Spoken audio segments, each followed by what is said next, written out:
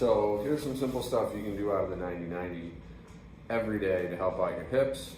So we're gonna go through some of the basic external and internal stretches, and later on we'll get into some eccentric neural grooving and kinetic stretching for the external rotators. You don't have to remember all that. Just sort of follow along with the video and do your best. Quick and dirty. Sorry for the audio quality, if it sucks. I'll do my best. So I'll show you a few different views. I might be flipping around just to show you views from different angles. Don't worry about flipping. Obviously, you're not trying to show off to a camera. So just keep your flows sort of organic as far as the position that you're facing. You don't have to flip around like I am. So the first one we're gonna go over is just the basic 90-90 front lean stretch. So what I'm trying to do is get the lead leg here this way. So what I'm trying to do is get a stretch right here, sort of the back pocket area. So what I'm going to do is pull my belly button forward, pull my hip back. I'm trying to elongate the space between my knee and my hip, right? And for this, I don't have to lean forward very far if I properly bow the stretch. Getting that nice stretching sensation right through here. And I just want to breathe, show my body that it's okay to be in this position. Best way to do that is through holding it and breathing.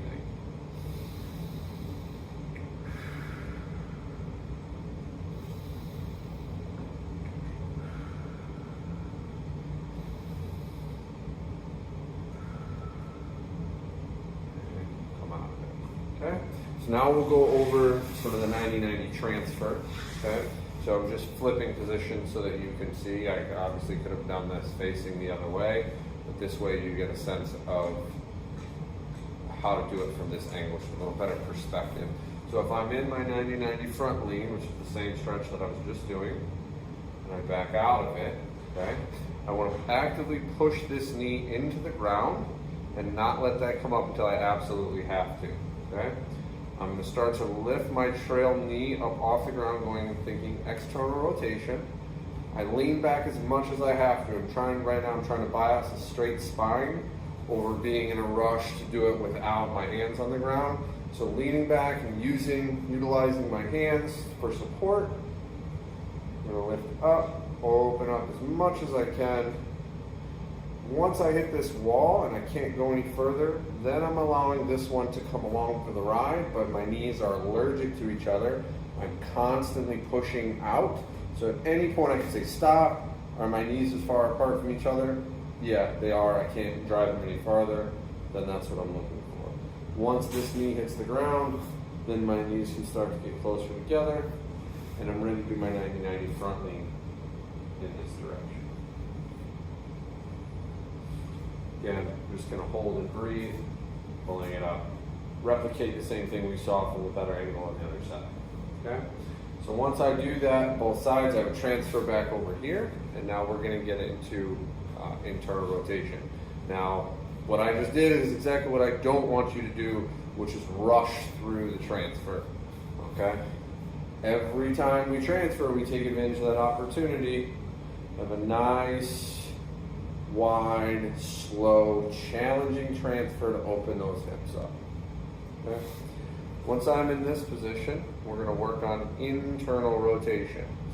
So this internal rotator, what I'm going to try to do is keep my trail knee on the ground, and I'm going to start pulling my hip back, turning my chest towards my trail leg, and trying to touch this butt cheek down to the ground. Now you get a nasty little stretch in here. So I'm in there. It should be a deep in the capsule, deep in the joint feeling. Feels almost like bone, not a muscular stretch. That's natural. A lot of people say their hip is going to pop out. It's not. That's just how we're feeling. Then I would transfer on over. Nice, good transfer. Stay here and pull into that same stretch. My right hip was a little worse. Hips are going to be different. That's okay. I'm just trying to do the best I can. Pulling this down, trying to get this butt cheek to the floor without letting this knee move. And so this femur is trapped where it is, so when I'm rotating my pelvis back, I'm doing internal rotation. And I just want to hang out here and breathe a little bit. So if I wanted a more active stretch, I could pull in and out. Right? If this is movement prep for working out, I'll do more active pulling in and out of it. If I was prepping to do pails and rails, I would be sitting into this stretch for a while, at least 2 minutes, and just really seeing if I can breathe and sink any deeper into that in preparation for my pail and rail.